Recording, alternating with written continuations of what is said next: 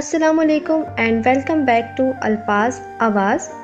आज की वीडियो में हम आपसे शेयर करेंगे घर की सफाई और चंद आजमूदा किचन टिप्स। छोटी छोटी नमकदानियाँ, इनको अलहदा धोने के बजाय प्लास्टिक के लिफाफे में गर्म पानी और वॉशिंग पाउडर डालकर हिलाएं और साफ पानी से धो लें। एक ही वक्त में सारी नमकदानियाँ चमक उठेंगी। बाज़ लोग टमाटर के छिलके के बारे में बड़े हसास होते हैं क्योंकि टमाटर का छिलका हजम नहीं होता और ना ही सालन में गलता है।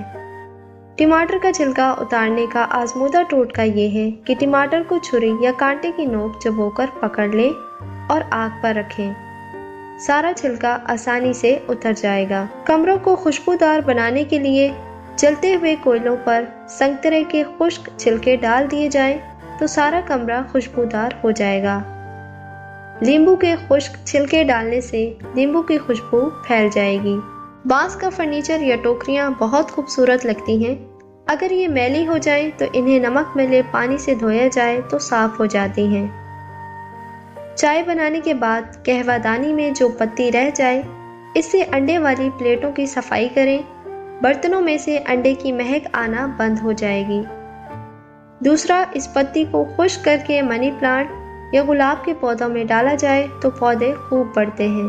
फ्राई पैन ज़रा सा भी गीला रह जाए तो तलते वक्त घी उछलता है। इस उछलते घी में चुटकी भर आटा छिड़क दें तो ठीक हो जाता है। बाज़ औक़ात गोश्त ऐसा आता है जो गलने में नहीं आता। खरबूजे के छिलके फेंकने के बजाय इनको सुखा कर रख दें और गोश्त में डाल दें तो वो गल जाएगा।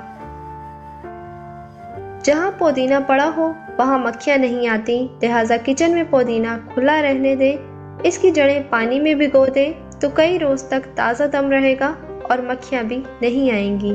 बांस की तीलों के मैट्स बड़े नाजुक और खूबसूरत लगते हैं, मगर बार बार धुलने पर इनकी खूबसूरती ज़ाइल हो जाती है।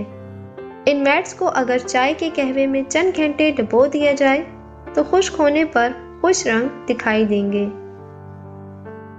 खरबूजे का आधा हिस्सा बचाना मकसूद हो तो इसमें बीजों वाला पूरा गुच्छा भर कर रखें और ऊपर चिकना कागज ढांप दें।